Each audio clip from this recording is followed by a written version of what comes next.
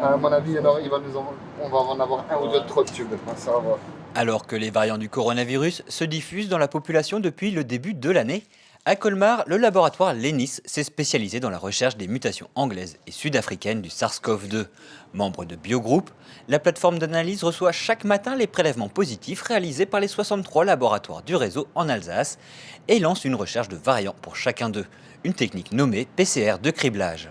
La technique de criblage est une technique de PCR, mais avec des amorces spécifiques qui permettent de mettre en évidence certaines mutations, les mutations qu'on recherche, les mutations d'intérêt, du virus, du SARS-CoV-2 en l'occurrence.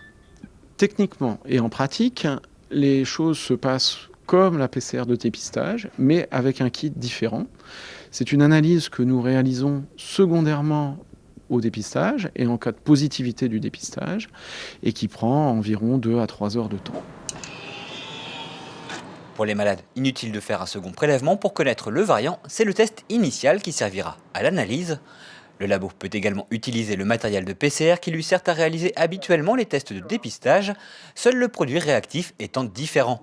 Cette technique ne permet pour l'instant que de détecter les deux mutations les plus communes du coronavirus, un instrument imparfait, mais qui permet de suivre l'évolution des mutants anglais et sud-africains dans la population. Nous détectons environ 17-18% de variants anglais depuis, c'est les chiffres consolidés sur une semaine, et environ 4 à 5% de variants sud-africains brésiliens. Donc attention à la fragilité de ces données, ce sont des données à l'instant T et tout peut évoluer très vite.